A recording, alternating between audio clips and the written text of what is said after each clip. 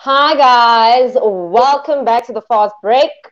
I'm your host Koketso. We have our regular panelists, Brian Zabadi and Mpumelelo Ramatsoha, also known as Mpumi, and our resident Celtics fan, enthusiast, supporter, Rufaro Yeah, Warinda. let them know, Faro. Let them know, my brother.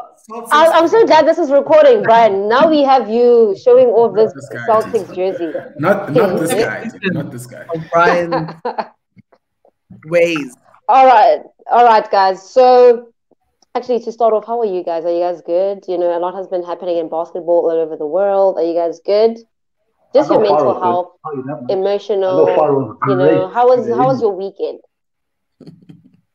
Faro, how was your weekend, bro? Let's start with you, Me? champ. Let's start with you, leader. I have just got one thing to say. I've just got that post game 7 glow, and I'm good to go. My skin is glowing. Oh, Take me man. to the finals. Oh, I'm Gucci. Someone else go next. Someone else go next. I'm good. I'm good, dog. I'm good. You know, it's not You so in Cancun, stressful of getting course you're eliminated. good. Yeah, dog. The beach is better, isn't it? The beach is just a little bit I better. know. But nah, it's been easy being a Lakers supporter in this playoff because damn, it's been stressful for everybody else. Mpumi, how you living this?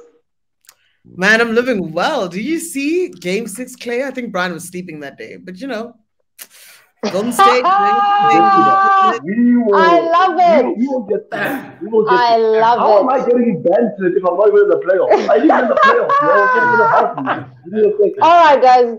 Before we actually talk about the NBA, let's talk about what's happening right now in Africa. The Basketball African League.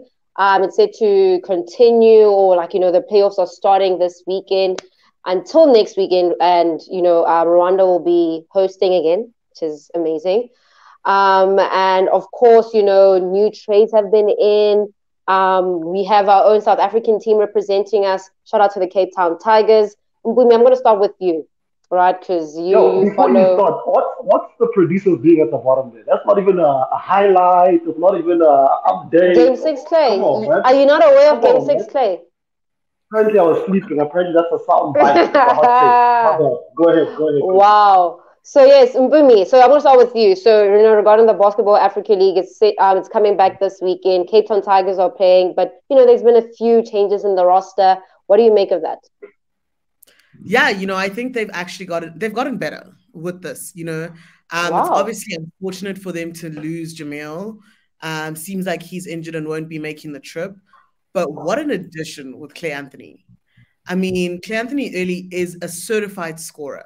He had a short-lived career in the NBA, was with the Knicks for 2 years, but he just came off a big season in Asia where he was averaging, I think, 27 points a game. When he was playing Pro B Yeah. in France, he was also like just a certified scorer. So he's a guy that I think can get them a lot more buckets. We saw that. I think it was Billy Preston who carried most of the scoring. Evans was there to help. ISO presto, isn't it? I'd say Evans more than Preston, but yes. Well, I mean, both of them, right? So Okay, we fair. know that Yeah. Billy's the scorer. Evans is going to give you, he's solid. He's Mr. Consistent for them. But to have an additional guard that is an absolute scorer, I think is going to be really important for them. And I think it's going to help them be successful. All right. And So then I just want to say, right? Okay, sorry. Look, how, where do these additions keep coming from? Like, how does it actually work? Where every round, obviously there's an injury, right? And an injury does it forces you to adjust and it forces you to fill the gap. But how they keep replacing good ballers with better ballers? It's kind of they keep getting better and better with everyone that drops. It's crazy. I mean, that's How their does that job, right? It means the front office is That's the doing their idea job. too, right? Yeah. That's the idea. But yeah, man, this guy. I remember Cleandre when he played for the Knicks. I think it was a couple years, like 5 years ago or something. And obviously in the NBA, he might not have been a certified baller then, or might not have gotten the minutes. But when he played, that man is a heater, bro. That man hit some shots. I remember that. Sorry, Cookie, go ahead. no, I was saying, back in the Sahara conference, that's where the Cape Town Tigers played, right? Was it Nile Sahara? I stand to be corrected. They played in the But Hey, Nile. man, it wasn't easy. yeah, the Nile conference, yes. So we spoke about like how their problems were like in transition. They were giving away second chance options. Do you think these additions will help with that? Well, one of those additions was Toki, right? And that, in terms of transition, he's quick in transition. Yeah, so you're adding two guards who actually rebound. So if you look at like Clay Anthony's stats, off his season now in Asia, he was averaging 8.9 rebounds a game. So I have a question. Yo, who is this guy? Who? What, 27 points, 8 rebounds a game? This sounds like Luka. This sounds a little bit like Luka, isn't it? His numbers are crazy from this season. I mean, 27.4 points a game, 8.9 rebounds, 4.8 assists. Like, you know, they're adding someone who's really well-rounded. Yeah. Those and numbers then are Toki MVP as well. numbers in the NBA. Yeah, sorry, Faro, go ahead, bro. I think Faro had a point. And especially, so that's my thing. I mean, especially with where he was playing. I mean, playing in France, and these are leagues that are prolific for defense and it not being easy for you to score. Yeah. Luke, oh, yes. You know, guys in the NBA are talking about it. Luka always talks about how it's easier to score in America. So the fact that he's averaging 27.4, the next guy in that team, I think, is Billy Preston with like 20.3. So do you think he's just going to land in the team and drop those numbers straight away? Or do you think there's going to need to be sort of a transition process where he gets into it? And does the offense now revolve around him? Because, I mean, what's Preston? That's my issue. I don't think they've had the time to figure that out, right? Because they made this announcement when, like 3 weeks ago, recently, from when I saw it. Obviously, I don't know if it's been there for longer. I stand to be corrected there. But if he just got there, game fitness is a real thing in sports, not even basketball. You need to, like, it's one thing to practice with your guys, but game fitness and actually understanding the roles against different competition. I don't think they've had enough time to figure that out. And the last thing you want to do is figure that out in the playoffs. In the clutch, dog. And also, we had questions, right? We had questions about their rotation and not their coaching stuff. We had no questions there. That's not our business. Just by the rotations and how they didn't make a lot of sense. It just seemed like there hasn't been a lot of time to get game fit and figure out whose role is what. But again, in the South African context and being the Cape Town Tigers, how many teams are that competitive locally where they can say, yeah, let's test ourselves out? It's kind of tough for them as well to find competition that can match up with them. But that's a great question because I'm also curious as to who even starts now, who becomes the first option, there's so many things that don't make sense to me. I mean, so the thing is, B, like you look at it, right? And they're just replacing another starter with a starter. And so for me, if the majority of the team is remaining the same, there isn't that much adjustment. You're integrating one person. So, excuse me, yes, Chloe's coming back as a backup point guard, but that's a guy who's been with the team before. You know, that's not a lot of change for them. Yeah, and now you're replacing Jamil with Clay Anthony. And for me, you know, yes, it's going to be on the fly, but he's a professional, right? This is a guy who's played all around the world. This is a guy who's used to adjusting and integrating into teams. So I think that we're going to see him be impactful from the very beginning. So is it Jamil and is it position for position? Do they play the same position or is it just they both guards and that's kind of how it will work out? It sounds like you see Anthony starting, right? Just go straight into the starting role. He's a forward. Which he should, by the way. He's earned that pedigree. Yeah, and so you look at it, right? And when they started, I mean, between Evans, Billy, and Jamil, they were playing 2, 3, and 4, but they're all pretty interchangeable, right? And he's just going to fill in. They're all big guards, right? Or a forward. They're all some big guards. Yeah. Yo, I just want to say one thing, right? And I don't know if the Cape Town Tigers want my advice, but this is on the house. I'm starting Kofi because I know Kofi. I'm starting Kofi because that man will get that transition basketball. I think basket coast to coast. When I watch, boy, he just put the ball in front of him, throw it in front of him, he'll get to it. He'll find it there. But I think, okay, maybe not starting, right? I'm being ridiculous. But I do think that there's a different level, there's a different kind of game that he plays that I've seen from none of the other Cape Town Tigers. That man gets the ball and he's going to run. I have to admit, I've seen my boy make some bad decisions offensively. But he at least gets his team out into the open floor. And one thing Cape Town Tigers didn't do a lot, in my opinion, is shoot the ball. And we all know how basketball these days is predicated on the three-point line. So I think if they get into transition, then they have a whole lot more options on the trailing guys or some guys on the three. But I'm happy to have Kofi back on the team. And I think, like I said when we were watching the Now conference, I think they were missing something defensively, an offensive spark as well. And I like the kid, man. You know, he's my favorite kid. And also... Sorry, go ahead. Chloe and Levisa play together. Like, for me, that's just like, it is one of the greatest stories, like, in terms of South African basketball, right? These two guys who grew up as rivals, Chloe from Mams, Libissa from Soweto, played together in provincial teams, but have always been rivals, right? And they played so well together leading up to this. So in the final round of qualifiers, I spoke about it a little bit when we were watching the Nile conference. You know, Chloe, Selepe, and Lebo together just had this other sort of intensity on defense. Oh, you just want the South African starting five. Like, you just want the whole starting five of Mzansi. That's what you. No. I'm saying as the second unit, they did a really great job as the second unit. Yeah. And I'm excited to see how that second unit steps up to the challenge now in Rwanda. Go ahead, Far. Yeah, no, I was just going to reiterate on the point Bumi just dropped on what he gives you on the defensive end, man. That active lateral movement, he can guard guys bigger than him too. He's quick on his feet, and he puts his hand in the lane. And once he gets that steal, I mean, like we mentioned, once he gets in the open floor, he can open things up for a lot of the other guys who have higher shooting percentages. So it's going to be a marvel to see. I mean, it also being close to home and somebody that we know really well and somebody that we know and love. Me being a Pretoria boy, can't wait for him, and I'm really, really happy for him. So let's go. I'll say this, right? I'll definitely say this. On paper, off paper, this team just got better. They were really good, obviously, they were good enough to qualify for the playoffs. I think they just got better at a really crucial time. I would have loved for them to have more time to get to work out and to get together and to understand one another's styles of play. But this team easily gets better with these two additions. It's tough to lose Jamil because obviously that would have bolstered them even more. But I'm excited to see what happens. Obviously, I'm not in a position to make no predictions just yet because, hey man, it's crazy out here in Africa, isn't it? We've seen some things happen. It's crazy out here.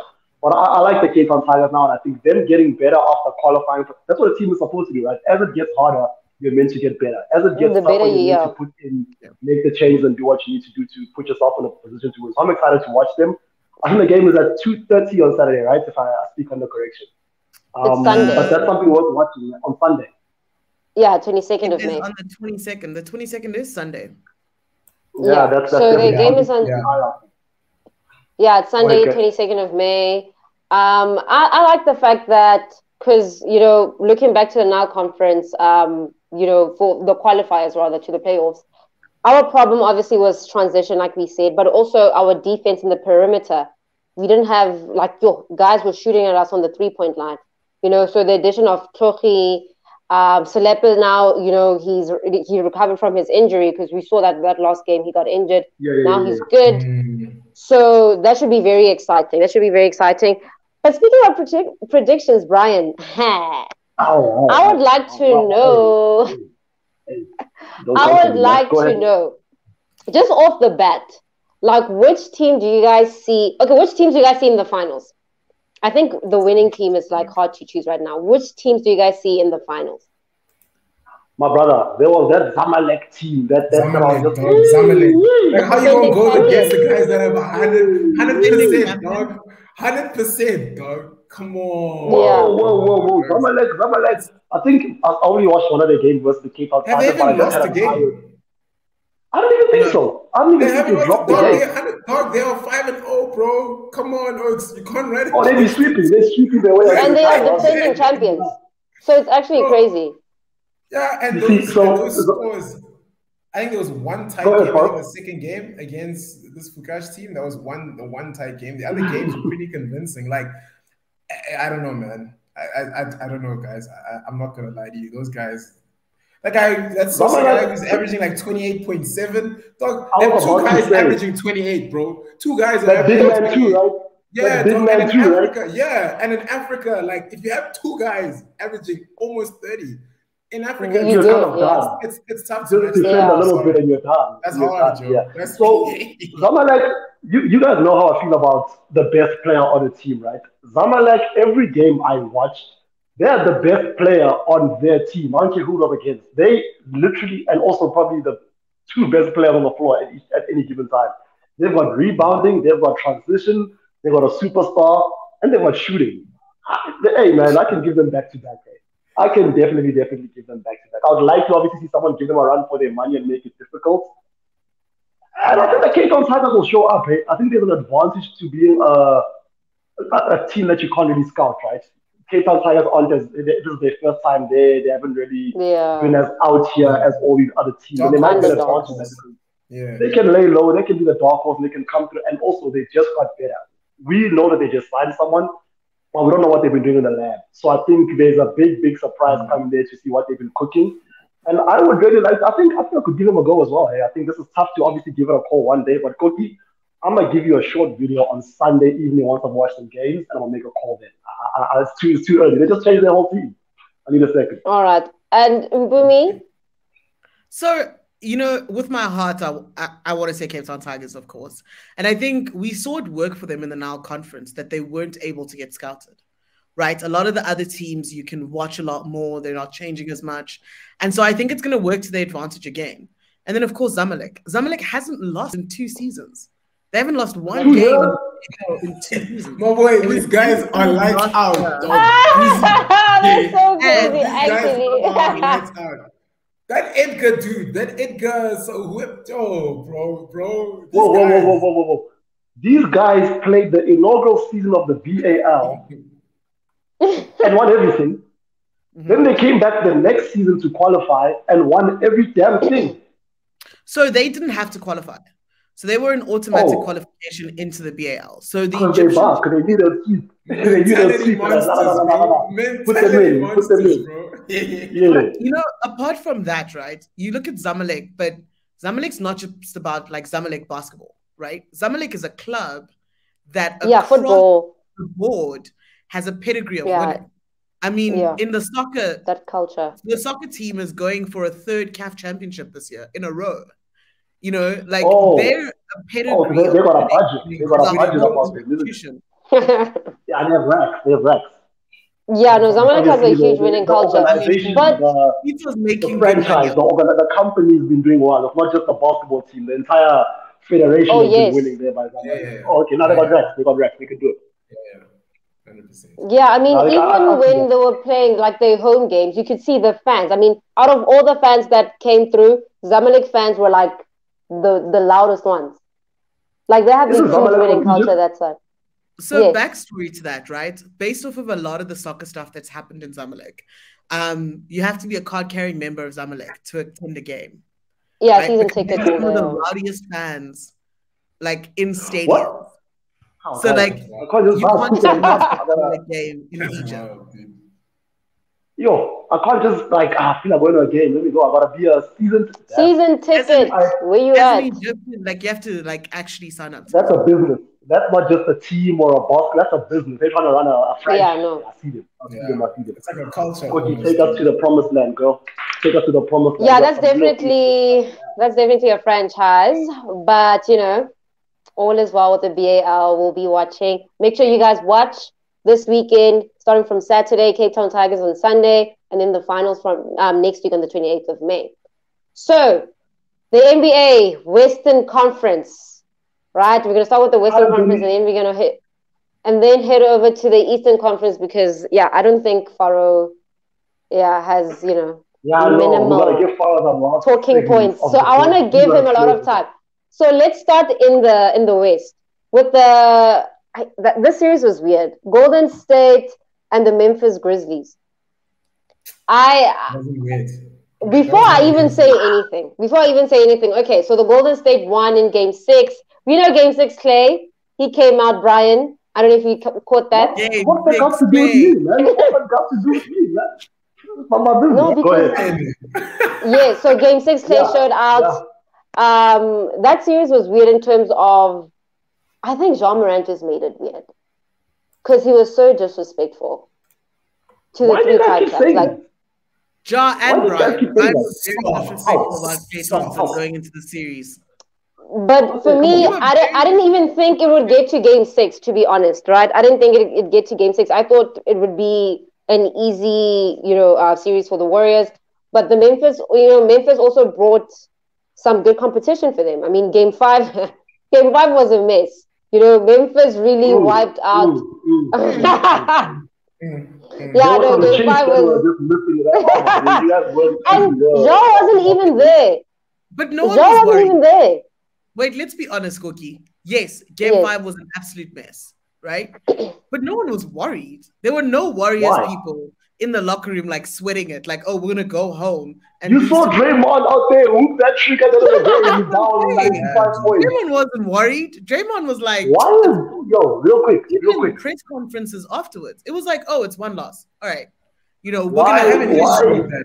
I have an issue with that because Farrell, before you go ahead, give me one question. Why is Ja Morant disrespectful, but Draymond isn't? Ain't nobody got the answer to that, but it's a fair Draymond question. You go ahead. has the pedigree and the history you to back earn it it. up. Yes, you earn to say anything yet. That's you win not a chip, you can disrespect people. You win a chip, you can disrespect people. That's how it works. Win a chip and disrespect. Because it's not an easy thing to win a chip, Brian. It's not easy. Go ahead, Farrell. Let me hear you out, Farrell. For me, dog, I feel like the league is soft, and I feel like we give certain privileges to certain people. Yes, hear me out. We give certain privileges to certain people. Yeah, like look at Pat Bev, dude. Patrick Beverly can say what he wants, and he still gets to be on Stephen A's show on ESPN at the end of the day, right?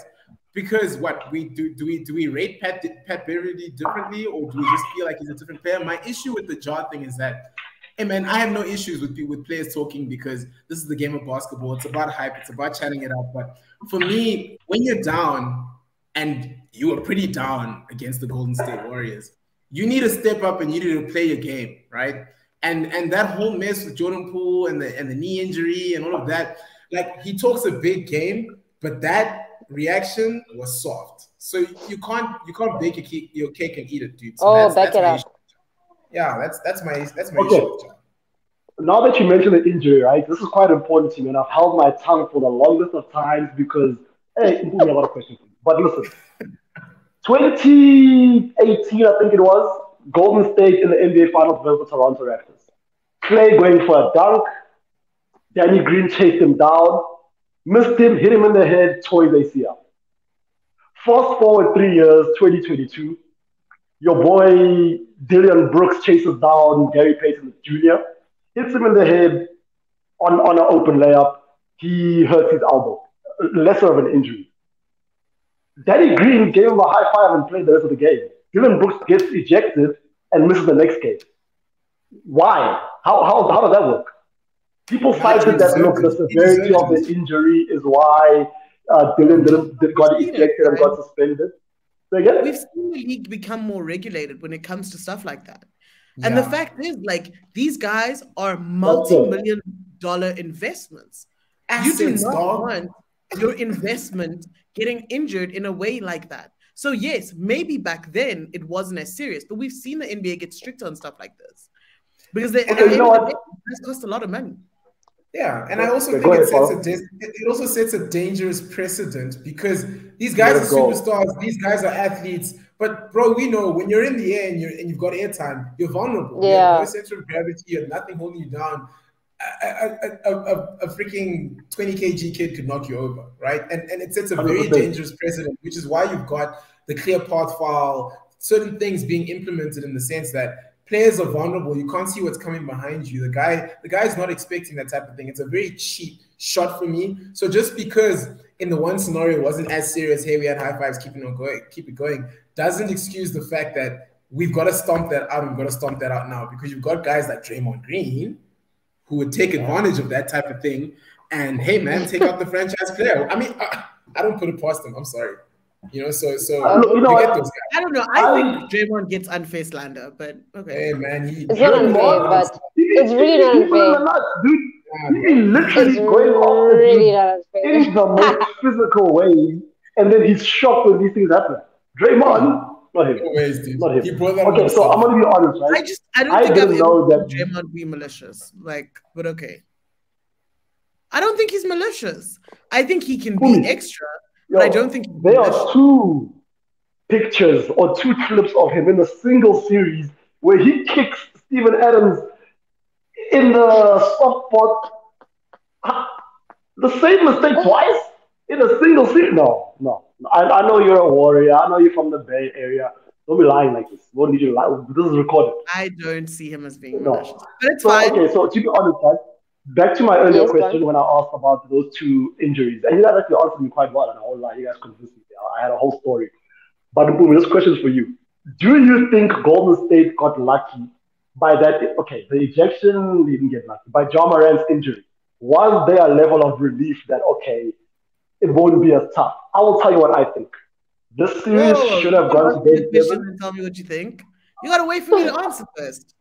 What do you have to say, Boomy? What are you saying? You weren't even worried at all? You weren't worried at all?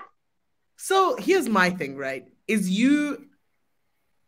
People like to flip-flop and they want to have their cake and eat it. So in game 5, it was, this team doesn't really need Ja, right? It was because we got blown out. Thank you, Boomy. Say it again. Boomy, please say it again. That's coachy. They play so much better. So you have to say it's actually the same. Blah blah blah. You know, they looked so good. Warriors are in trouble even with Ja not playing.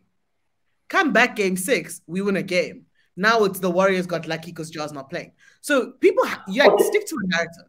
Either this team didn't need Ja to win, which is how we got blown out in game 5, or the Warriors got lucky. And game 5 was some sort of, and Memphis is not that good. Before you give me the rest of this answer, Steph Curry's first title, he avoided Chris Paul, Drew Holiday, Kyrie Irving. Chris Paul who? Chris Paul with what ring? I agree with you. Don't tell me about and Kyrie was injured. Oh, Kyrie. Oh, yeah. Exactly. That's avoiding. Same with Ja Morant now. Steph Curry seems to have this thing where he'd be avoiding superstar point guards en route to his championship. Is that his fault? No. That's not his fault. It's his benefit. That's what I'm saying. Is he lucky that these things are happening? No, wait. We're also acting like Steph Curry's. It's Steph Curry's responsibility to guard those point guards. Steph's not guarding those people. Actually, he's not avoiding anybody. It's not his responsibility to knock that person down. So if Ja goes for 100, that's not on Steph. Yes. Guys, I'm talking point guard matchup, right? Superstar matchup. Whether LeBron James is guarding Kyrie Irving, the superstar matchup, did you produce? Devin Booker was not guarding Luka Doncic. The comparison becomes Luka Doncic, Devin Booker. It's not about if you're guarding them.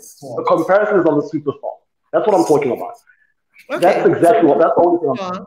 Has completely outplayed Steph. That Steph got lucky and Kyrie Irving. I don't believe that.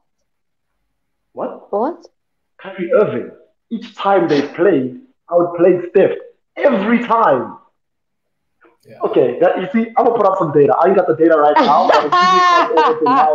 But I need you to bring the data. Say no.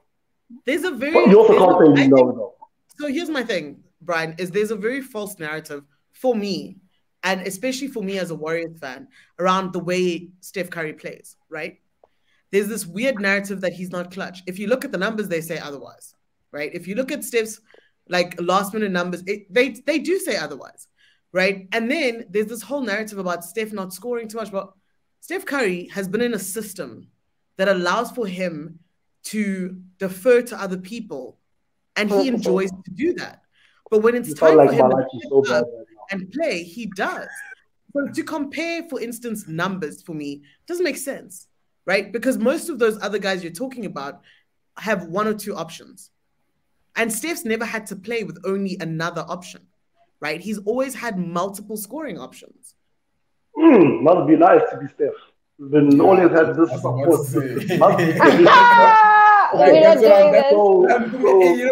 It's crazy in that point, Boomy. Like I hear you and I'm trying to side with you, but you defeated your own point by just coming to the fact that Steph has why? He's a good player who defers. Wait, guys, are you saying it's a bad thing to have multiple scoring options?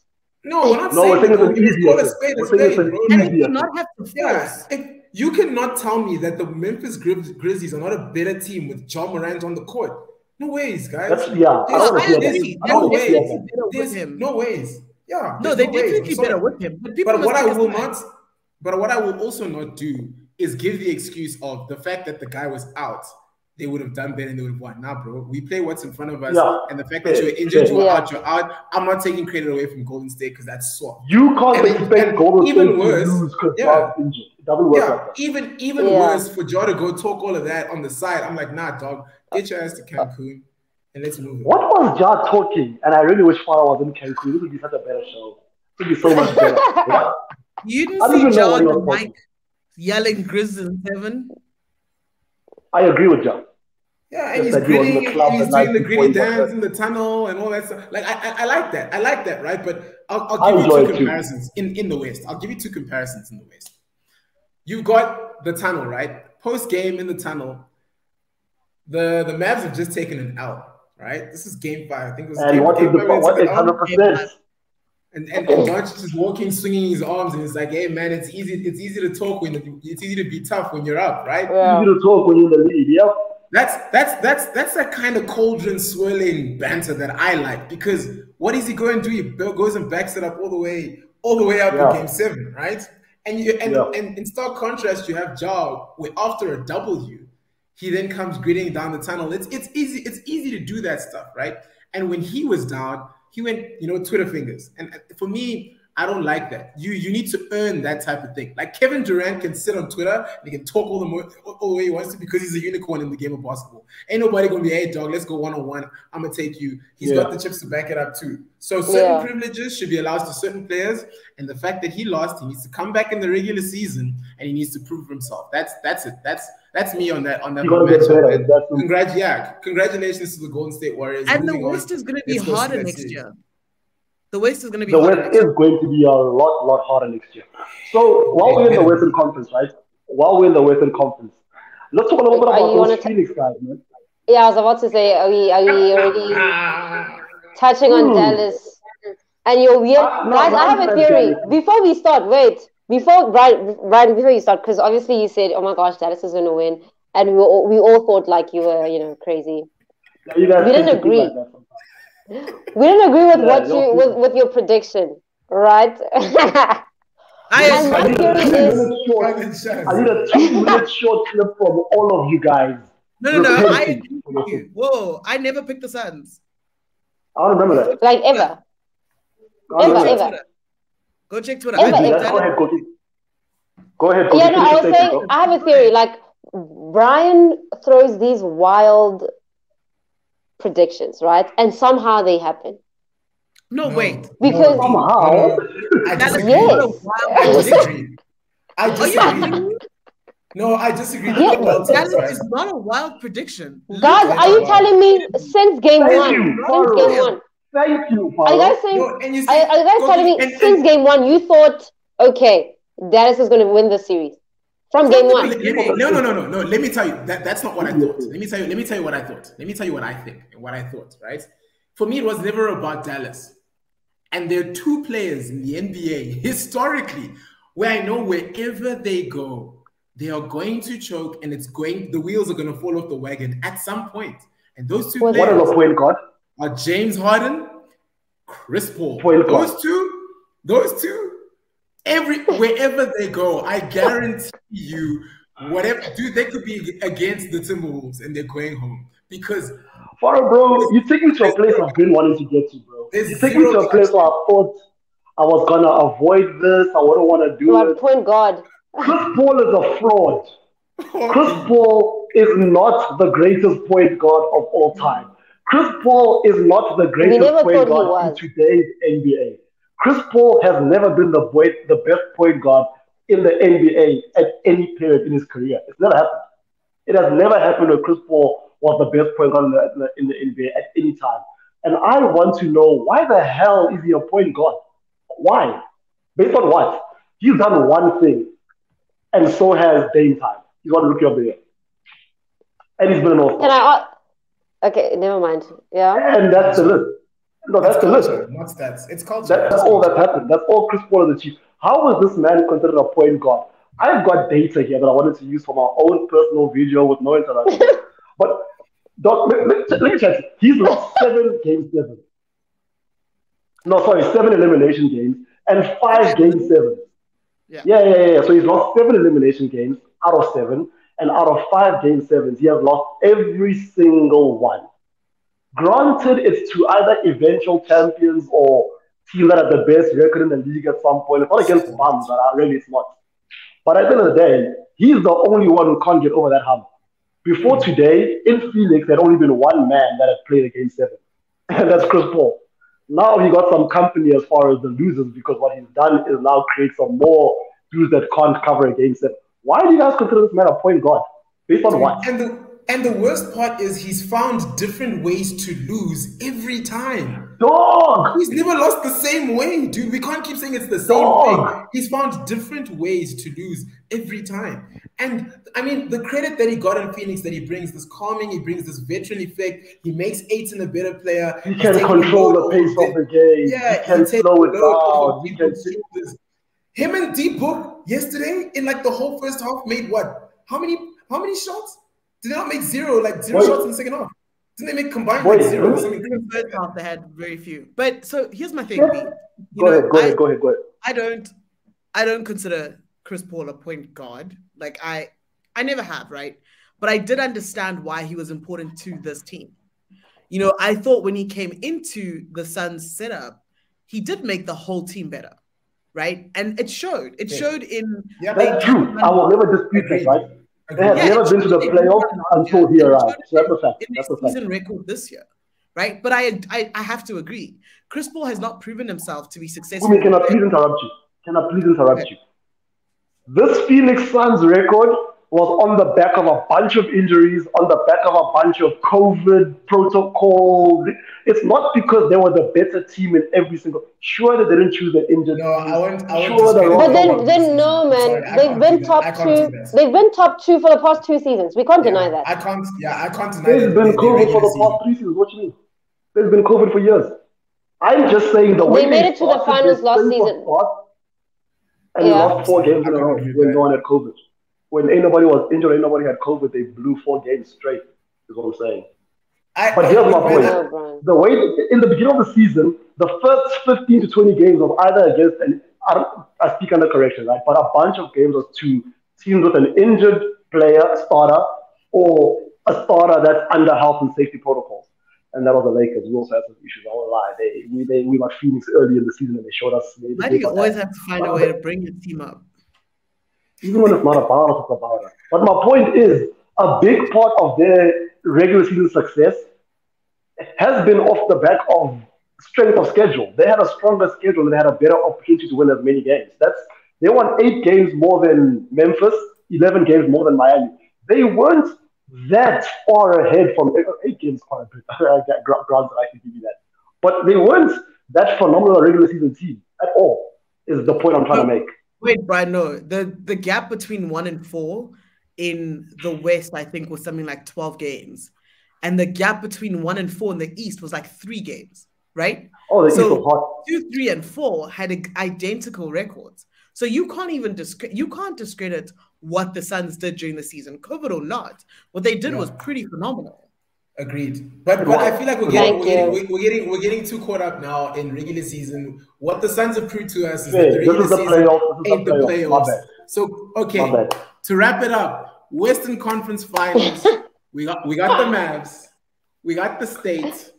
Who's first final? How many games? How many games? We ain't gonna talk about what Luka did yesterday. Anybody want to talk about that a little bit?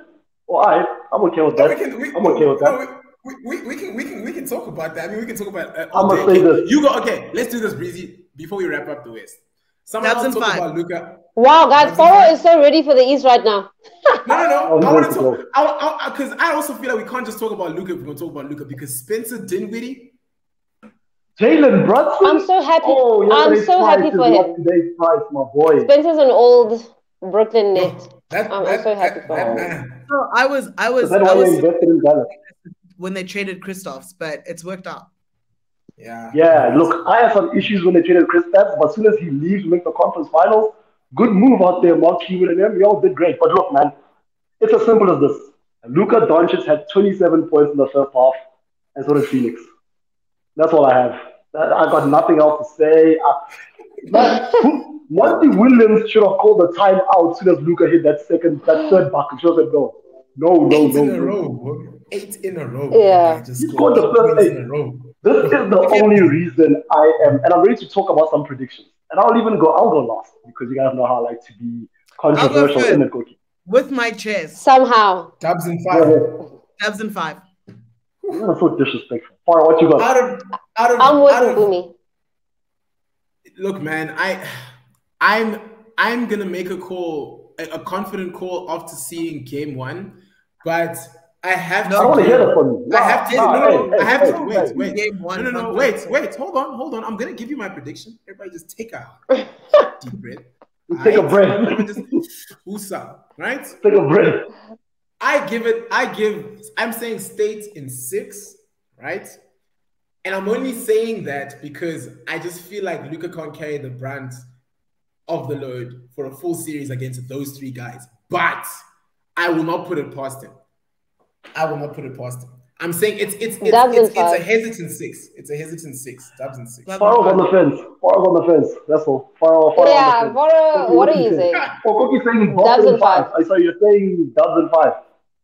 You guys know what I have to say, right? You know what Wait, let me tell you why you're going to say Luka in 6. That's my girl. Cookie, you know. I don't think that the Suns had anybody who could guard Luka. And I don't think the Dubs... run up in defensive player of the year, by the way. Just wait. So I don't think that the Dubs necessarily have someone that can guard Luka the whole entire game or whatever. But I think we have more bodies to throw at him. I think you can throw Wick at him. I'm actually, based on that, I'm changing my pick. What did you say, I'm changing my pick. Based on that statement that you just made, it actually... That is not true, right? That is actually not true. Actually, Mavs in 7, bro. Because that fact... What? Mavs in 7, bro. Think about what you just said, right? Bro, Phoenix had the runner-up in Defensive Player of the Year in Mikal Bridges, and he was Luka's primary defender. Luka probably averaged about 35 points in the season, 10 rebounds. What I'm telling you is we have bigger bodies to guard Luka. So, yes. Klay Thompson. Draymond. Andrew Wiggins. Andrew Wiggins. You want to put Draymond Green on Luka? That man will break his ankle. That man will twist his ankle first quarter. Oh, listen. Don't take Draymond out there. You're going to throw a lot of bodies at Luka that the other teams didn't have. So, as much as you're saying that Luka can go off, fine. But I think we have a better orchestrated defensive effort that can guard him better. Let me say this to you. The Clippers had Kawhi Leonard, Paul George, and Patrick Beverly, and my boy averaged 39 points a game. And they won. Sure. I'm talking about the scoring now. Also, Luka's doing something different by getting dudes a lot more involved than ever before, right? He's getting dudes to hit some big shots. He's not getting to. He's finding open shooters a lot more than he's ever done. But my point is, Mpumi is talking defenders to throw at Luka to sort of make it tough for him. The 2 best defenders allegedly in the NBA allowed 39 points per game. I don't think there's anything like that in Golden State at all. Without Andre Iguodala being who he was 5 years ago, Klay Thompson doesn't have an ankle and he doesn't have a knee. He is not stopping Luka in this series. The only way Luka gets stopped is if Luka has bad games, if Luka misses shots, which I think is due. I think there's no way Luka has been this good in the playoffs for this long. Eventually, I have a bad. LeBron had a bad game. Giannis had a bad game. KD had a bad series. No way if Luka is a David Carter doesn't have bad game. I think that's the only way you guys pull it back. But Dallas in 6. Klay Thompson, game 6. Yeah. Listen to me. Klay Thompson, that's what I said. Guys, watch it. Guys. It might happen because Brian has this thing. Guys, Brian has this thing. He says these wild things, but they do happen. They do. I'm not gonna write it off. That's not even. I bumped into my bundle that for Dallas to win in 6 games, they would have to beat the Golden State Warriors twice at home. That was the case with the Suns. They had to win 4 more games, and what did they do, guys? I'm telling you, the Warriors haven't lost a game at home. What is my opinion about? And you're saying Dallas is going to win 3 games at the Warriors' home. That's you know what crazy. I said. Luka doesn't care where you live. Luka doesn't care where you live.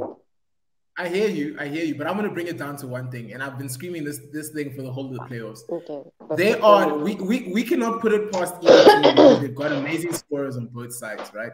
For me, it's gonna come down to one thing, and that's defense. And I feel like G State probably have the better defensive prowess compared to the Mavs. But They I mean, allowed after a 50-point loss without Ja that's also Morant. true. Please. That's also true. Please. So that's my thing. Please, so man. both teams can leak, but for me, it's going to come down to who plays better defense, and that's it. And you're correct. And I want to say one more thing. I think we got a video too where Dallas has quietly, unnoticeably been playing great defense for the last 3 or 4 games of this series. Luka got attacked in the first 2 games where he sucked. His coach came for him. He admitted it. The media came for him. Dallas has been phenomenal on defense. They've been great, and they've been making it tough for Phoenix. And I don't believe that I think Dallas might be on the perimeter a better defensive team than Golden State. Literally, I think that I might believe that. All you guys have is Klay Thompson and Andrew Wiggins on the perimeter. Who do they have?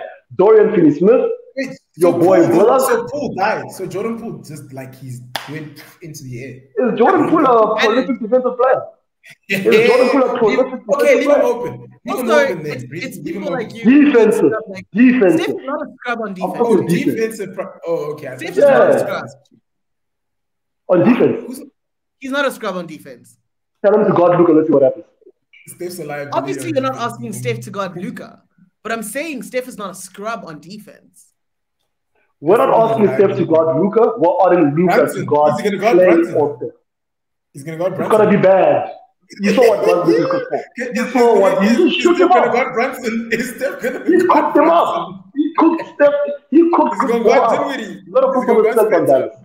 Come on, X. Put some respect on that. Okay, so look, we've got our predictions out for this series. It's gonna be a great one, right? I would just like for Bumi to know I'm not gonna say a word until the 3rd quarter of Game 6. You won't hear from me. I won't make no noise until the 3rd quarter of Game 6. When there isn't going to be a Game 6, Brian. Oh, I bet, because Dallas will do it in 5. No, because Golden State's going to win in 5. They're taking the first 2 games at home, taking 1 on the road, and then bringing it home to win it. Dallas wins the first game even. Dallas is feeling good about what they did last night. Dallas might take Game 1. Who knows? Okay, so let's move on to the conference that really matters. Rufaro, my boy. What up, boy? Okay, so look, we've had some interesting developments in the past couple of years in the NBA. Some very, very interesting developments. I called the Milwaukee Bucks as the NBA champions. And now my champion has changed a lot, but I'm going to keep it to myself for a bit. But it's been quite interesting what's happening in the NBA. Farah and his boys did the most at the most crucial of times. Jason Tatum, who got picked after Lonzo, Lakers could have done some there, but whatever. That man is a certified baller. That man is a certified killer, and that man is definitely top 10 basketball players in the NBA today. He's killing, bro. And what he has done is eliminate the best. He's eliminated the champion. He eliminated the former MVP and the former Finals MVP. And he was barely on the court. But he was still able to put up numbers when he played. Eastern Conference, Boston, Miami, man. What do we say? Eastern Conference, Boston, Miami. I feel like we're a Miami fan somewhere in the area, man. Wait, are we not talking about the 76ers? Are we not going to talk about the Boston and Bucks? Like, we're just going to talk about the finals. Hey, they out. They make it. They make it. Oh, yo, change. Real quick. Real Faro, give me a sec. We would like to introduce Chain, man. Apparently, we haven't given Miami Heat enough attention. Apparently, we've been quiet as far as Miami is concerned. So we got a resident Miami Heat fan to come in and tell us about why he thinks Miami might be able to do something. Chain, we'll get to you now, bro. Welcome to the show. We'll have a word with you now. But Farah, go ahead. Make your point, dog. Yeah, state your case. First of all, what I'd like to say is the Boston Celtics are now mentality monsters, right? Yep. And this is something I've been talking about since the beginning of the playoffs. The Bucks ran away from the grind, and I tweeted about it, and I spoke about it, and I said, you like that? The Bucks, that's the last game of the playoffs. The last game of the season, I said we want all of the smoke, and I don't care who you put in front of this team. We're a new team, and that coach Ime Udoka has changed our face completely, right? The East is about dogs. The East is about being rough. We went through the toughest dogs in the league, and we went through them, right? And the beautiful thing about it is that Jason Tatum, crucial, right? Jason Tatum has proved, and he's been ridiculed for not stepping up. That game 6 game where he dropped 46 should have made a statement that ripples all the way across the league to say this guy is here and he's here to stay. He went through, and we're on a revenge tour right now. The 3 teams that took us out, right? We dealt in the past 3 seasons. We dealt with Brooklyn, we dealt with the Bucks, and then Bubble Boys and the Heat are going to be next. And let me tell you why. Right? And let me tell you why. We're about to pop that bubble. Let me tell you why.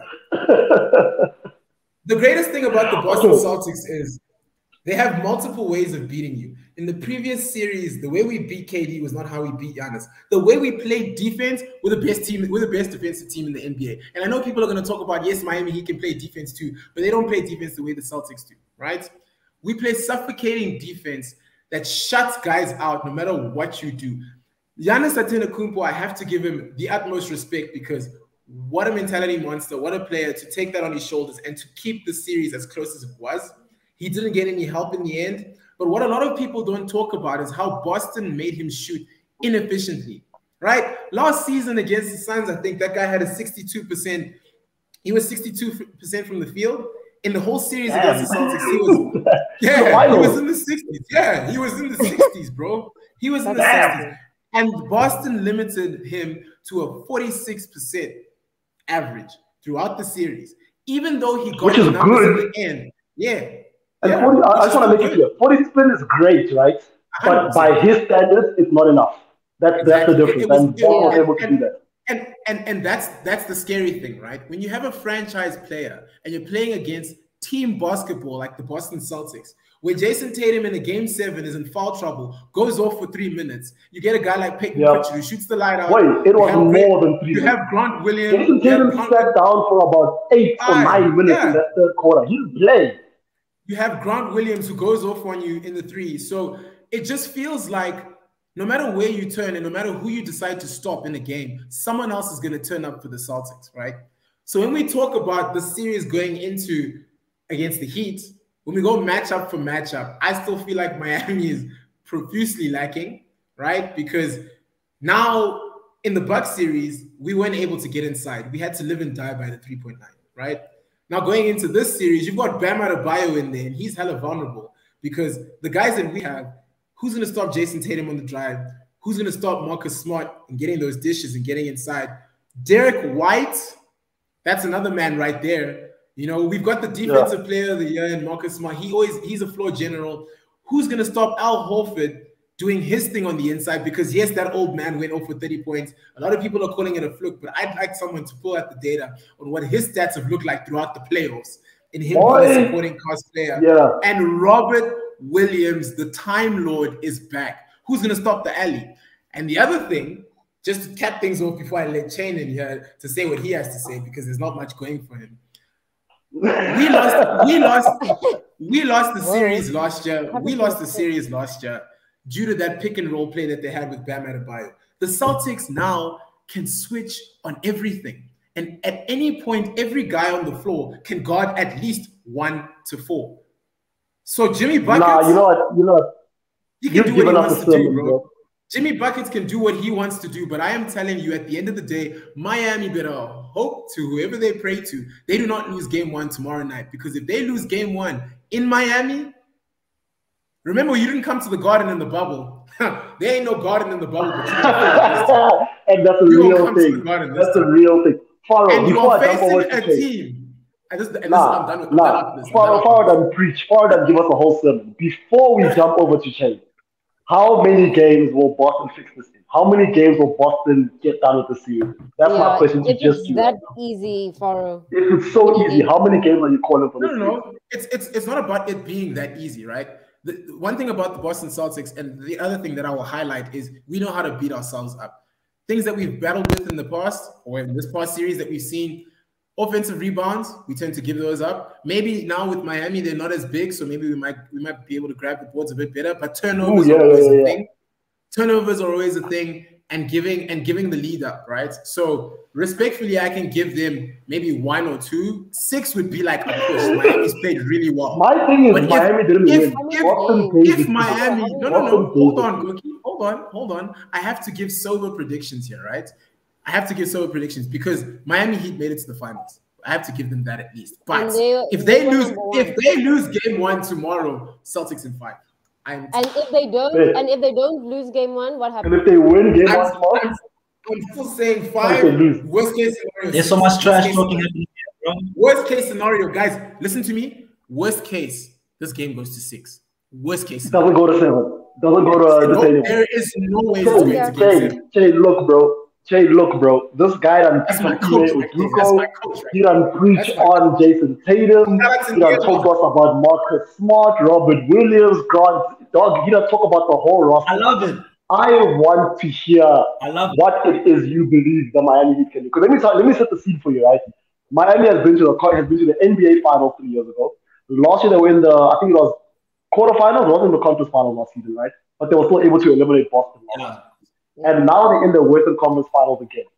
Boston also They has finished been a first. part of that mix They were for a seeded very number long one. time. Sorry. And they're the best record in the NBA. Look, that best record thing, I think Ime Yes. Udoka being a new coach, he took some time to adjust. Did it take him half season to adjust? Yes, it did. But when he adjusted, boy, January. did he adjust. Ooh. Boy, did he get it figured out January. on that. After that All-Star game, this was a whole there was a timeout the other night, bro. I think that was the first time out of the game where in the first quarter the Bucks were getting everything, then Ime said timeout. I'm like, what the hell did the coach say in the timeout? Because these guys are different. What did he say to these folks? But Shane, I want to hear from you, bro. Eric Spoelstra has been there a couple times, a couple Alright. championships. Kyle Lowry got a championship. You guys Yes. got Jimmy Buckets. You guys got the sixth man of Brian, the did you year. say Kyle Lowry And with you a straight guys face? have a lot going on. It's hurting my heart, dog. It's hurting my heart. But I'm trying to be a professional. Look. What you got from me, Shane? It's fine. One thing, can you guys hear me clearly? Because I need to make sure Yeah. I'm vocal Yes, enough. we can hear. Well, we gotta hear you One thing today, for right? sure, history between Boston and Miami is beautiful. You know, it's one of the best, Eastern Conference It is, huh? fights. Actually, yeah.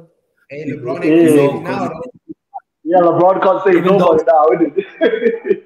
You think so? You think so? But lately, it's been going. Luckily, it's been going more to Miami than Boston in most of the link-ups. I mean, Rufaro. I mean, we've had these matchups once or twice. I remember the bubble. You spoke all that good. I remember. I kept quiet. All I said is fine. It's just what Yo, happens. Jay, without getting too excited, didn't that go to a game 7 where the block was in the dying minutes of the game where it low-key was a goaltend? Like it wasn't or a But game what 6. was the result? It was the Miami What? Heat got to the NBA Finals through that. Yeah, they did that. They cleaned up. Go ahead, Jay. No, I hope it. Yes, but apart from that, Miami. The one thing about Miami, and I've been saying, we don't even worry about the defense. We know we defense. Like Faro said, the Eastern Conference is really just it's grimy. You have to just hustle, fight through for every bit. Only difference that with us, right? Miami's rotation is one of the best. You can fight all you want. We have our rotation is wild. Like we've gone to points where, and I remember Brian, even you complained. You're like, wow, No, there was don't games believe- where Jimmy don't wasn't even playing.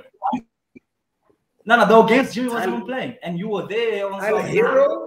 there's no way this and this. I was like, rotation. Our rotation is. I'm not saying because I'm a Miami fan, but our rotation is actually the best rotation in the league because you. Yeah, but you have to say that. You're not You really have sure to say who that. the hell. You What a have to waste. say something like that. What That's are the Tyler truth. Hero's numbers in the playoffs, dog? What No, are Tyler no. Hero's numbers in the playoffs? I finished. Let me finish. Jay, I see where you're going. Guys, Okay, let's go give ahead, him a go ahead. chance. Finish up. We have what we have. No. Yeah. So, like I said, our rotation is beyond control. And apart from that, our bench, man, we have enough. We have beyond, enough people to pick from.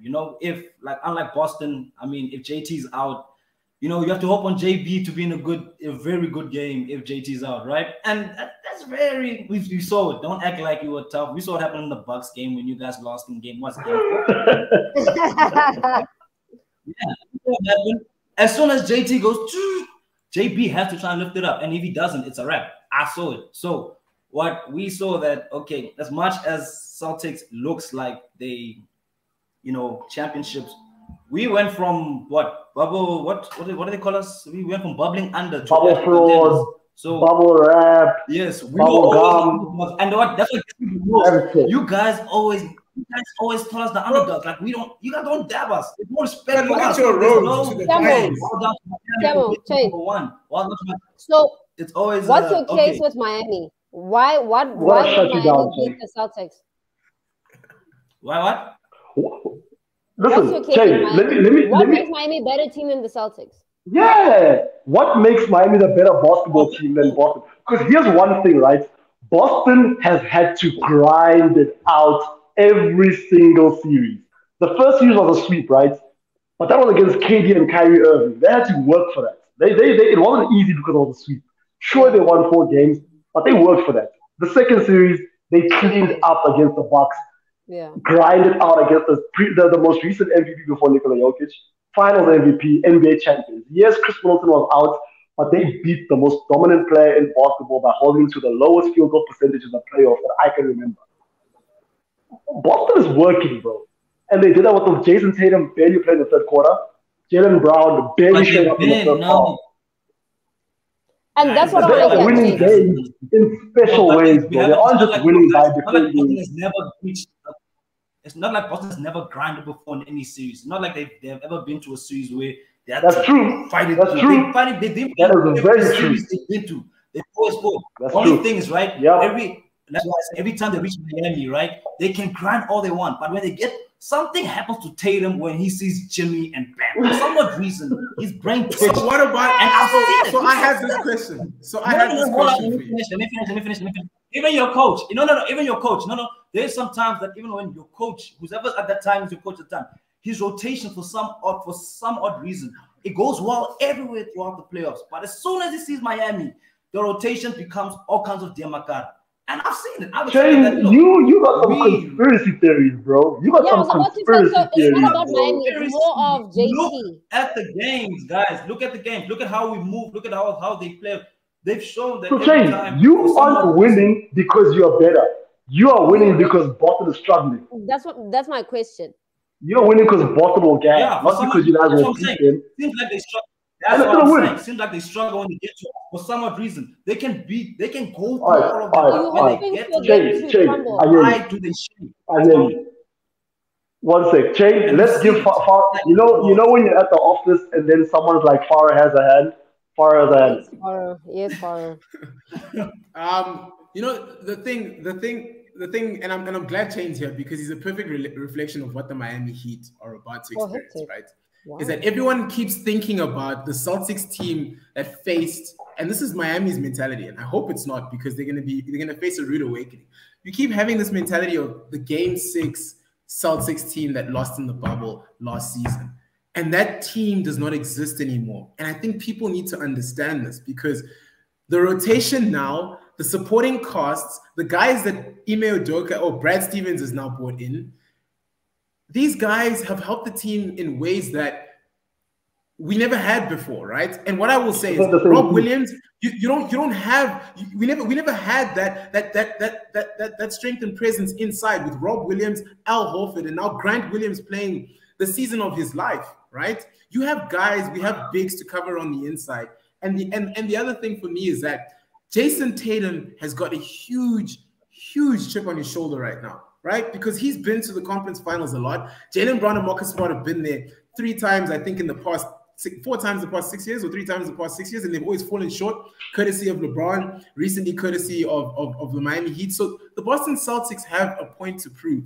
right? Yeah. And it's against the guys that took them out last season, which is why I'm like, yes, and you guys, and I will acknowledge. Let me wrap up, please. I will acknowledge. Right. Victor Oladipo, stellar player. That guy is the trump card for me. That guy is the trump card for me because his game is elevated over and over again, and Jaylen Brown's going to have a job to do that because for me, I feel like that's going to be a crucial matchup in terms of who steps up on either side, right? Where I do feel you guys fall short, though, is yes, Kyle Lowry is Kyle Lowry, but Kyle Lowry's hamstring, we're not really sure where he's at. He doesn't really have cardio. His lateral movement, Marcus Smart might undress him. And the thing is, Marcus Smart, Derek White, Peyton Pritchard, all of those guys, I count them to all score over him. All of them. They will take him down, right? interior presence. If Al Horford pulls Bam Adebayo to the perimeter and there's nothing for you guys inside, and he lets him shoot, we know Al Horford can shoot the three. He'll drop 30 on you again. So they have to make a decision. Is Bam going to go out on the perimeter, or is Bam going to stay inside? If he goes out to the perimeter, Al Horford go and shoot on him. No. If he doesn't go out, can I say Williams is going to work inside. All right. Change. I'm going to give you one thing to say. As much as you say Kyle Lowry, right? Go ahead. Please do not be surprised. Don't be surprised if Gabe Vincent becomes a shocker that starts blowing on you guys. Just you see how you focus on Kyle Lowry? Gabe Vincent. Yes. I said it. Who that? You know what's funny about it? What team does he play for? What team does he play for? Who that is? Okay, so look, now I'm banter. So look, okay, you and I don't have a dog in this race. You and I don't have a dog in this fight. I have one simple question for my resident non-Cancun panelists today, right? Koki, you and I can't fit this conversation. Miami Heat, Boston Celtics, Jason Tatum, Jimmy Butler. Chain, in as few words as possible, who do you have winning the series, and do you have that team winning the championship? It's not just about the series, it's about the whole thing. Do you have your team winning the series, and do you have your team winning the championship? In as few words as possible. Don't tell me a story. Yes. Your team winning the championship? Yes, we have whole thing. Faro, yes. How many games and does Boston win the championship this year? Faro said worst case in 6. For me, this is very easy. I'm saying does Boston win the championship? Yes, Boston wins the championship. If we can beat the best scorer on the planet in KD, if we can beat the best player in the league in Giannis, who is Jimmy Butler, and who is anybody else? And who is anybody else to my team? So give me the chip. Let's go. Faro, first things first. A month ago, you couldn't even say that you're winning a series, but I like who you've become now. Yeah, it's good to see you coming out yourself. Number two. We want to smoke. Who do you have as an NBA champion? Koki, we're in a conference final now. It's getting to the back end of the business day. Yes. Who do you have winning an NBA champion? I don't want to ask you about the series because you don't have a race in this talk. You don't have a horse in this race. Who do you have winning the NBA championship this year? Golden State Warriors. Stephen Curry. Sure. You guys know how I like to be controversial, right? So mine has a few things about Dallas. You want to say Dallas? No. So okay. If Golden State wins the series against Dallas, Boston wins the NBA championship. If Luka and them win the series, can't nobody stop it. That's my check. I don't understand. That is my talk. That is my talk.